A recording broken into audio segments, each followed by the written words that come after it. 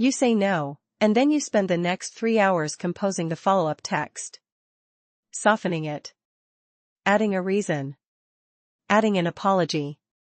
Wondering if you were too harsh, too abrupt, too much, even though all you did was decline. You know the boundary was right. You knew it the moment you said it. And still, guilt shows up anyway, uninvited, sitting in your chest like you did something wrong simply by protecting your own time, your own energy, your own peace.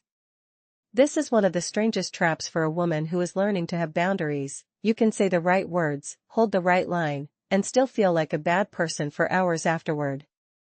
The no is graceful. The guilt is not optional, or so it seems. Today I want to explain why this happens, and more importantly, how to say no in a way that doesn't leave that residue behind. Not a harder no. Not a colder no. A graceful one, clear, kind, and finished the moment it's spoken. A graceful no is a boundary delivered without over-justifying, without apologizing for existing, and without staying emotionally available for negotiation after it's been said. It sounds like I can't take that on right now. It sounds like that doesn't work for me. It sounds like I've decided not to, said once, warmly, and left alone. No spiral of reasons. No extended apology tour. No lingering in the conversation waiting to see if the other person is okay with your answer before you're allowed to feel okay with it yourself. This is different from a harsh no, which punishes the person for asking. It is different from a guilty no, which is technically a boundary but delivered like a confession, dripping with apology, practically inviting the other person to talk you out of it. A graceful no holds the line and holds the warmth at the same time. It does not treat kindness and firmness as opposites. The hard boundary part matters too. A hard boundary is not up for a counteroffer. It is not a negotiation opener. When you set one, you are not asking for permission to have limits, you are informing someone of where your limits already are. Let's talk about what happens when your no always comes wrapped in guilt. First, guilt teaches your nervous system that boundaries are dangerous, even when nothing bad has actually happened. You said no, nobody yelled, nothing collapsed, and still your body reacts as if it barely survived something.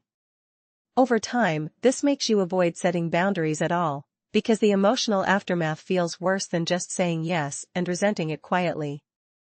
Second, guilt invites renegotiation. When people sense hesitation in your no, the apologizing, the over-explaining, the visible discomfort, some will read that as an opening. Not because they're villains, but because your delivery told them the door wasn't fully closed. A guilty no gets pushed on more than a graceful one, simply because it looks less certain. Third, chronic boundary guilt keeps you exhausted in a very specific way. You're paying an emotional tax on decisions that were entirely reasonable. Declining an invitation. Ending a call on time. Saying you're not available this weekend. None of these require penance, yet you keep paying it anyway, as if kindness and self-abandonment were the same currency. And underneath it, this pattern quietly teaches the people around you that your limits are soft, that if they wait long enough, or push gently enough, or make you feel guilty enough, the no will eventually move. That's not because you're weak. It's because guilt has been doing the negotiating for you. Let's go to the root of this, gently. For many women, boundaries were framed early on as a threat to relationships rather than a requirement for healthy ones. Saying no risked someone's disappointment, and disappointing people felt dangerous, like it might cost you the relationship itself, not just the specific request. Some of us learned this in families where a child's no was treated as defiance rather than information, where, because I don't want to was never an acceptable answer, and compliance was the price of being seen as good. Your nervous system still remembers that no requires justification, or it isn't safe. Others learned it through relationships where a partner or friend made every boundary into a referendum on how much you cared about them. If you really loved me, you'd make time, training you to associate your limits with the risk of losing love altogether. And for many of us, there's a simpler cultural root. Women are frequently rewarded for accommodation and quietly penalized for firmness, so the guilt isn't irrational, it's a learned response to a real pattern of consequences. You were not imagining that boundaries used to cost you something. This was not your fault. You adapted intelligently to the environment you were in. But it is now your responsibility to notice that the environment may have changed, even if the old alarm system hasn't caught up yet. Here's how to know if guilt is quietly running your boundaries. If you rewrite a decline message 5 times to make sure it sounds nice enough, this is you. If you feel the need to prove you're still a good friend, daughter, or colleague immediately after saying no to one, this is you. If you offer compensation you weren't asked for, an alternative time, a favor, an over-the-top apology, just to soften a boundary that didn't need softening, this is you.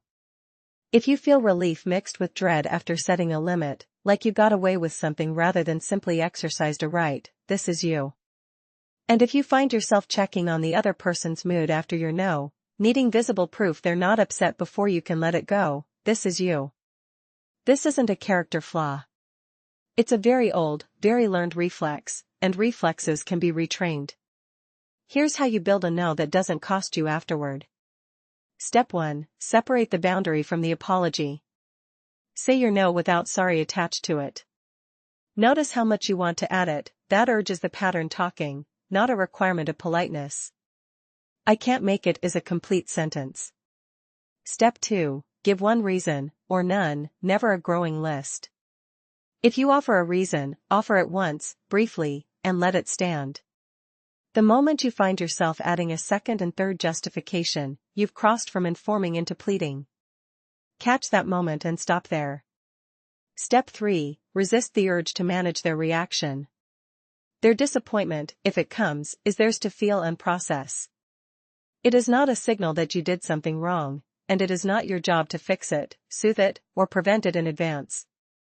You can be compassionate without taking responsibility for someone else's feelings about your limit. Step 4. Build a guilt-to-fact ritual.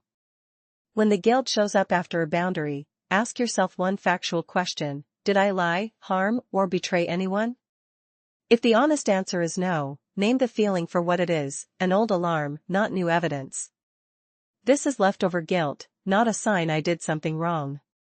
Step 5. Practice the graceful no in low-stakes moments first. Decline a small invitation. Say no to a minor favor. Let each small, successful no, one that didn't end the relationship, didn't cause a disaster, become evidence your nervous system can collect. Confidence here is built through repetition, not a single act of bravery. A boundary is not an act of unkindness. It is not a betrayal of the people who love you. It is simply the truth about your capacity, spoken out loud, without a trial to prove it's justified. You are allowed to say no and feel nothing but peace afterward. Not because you stopped caring about people, but because you finally stopped confusing your own limits with your own worth. The guilt will get quieter every time you let a graceful no stand on its own, unapologized for, unexplained beyond what you chose to give. That is not coldness. That is a woman who finally trusts her own decisions enough to leave them alone. That is who you are. That is who you are becoming,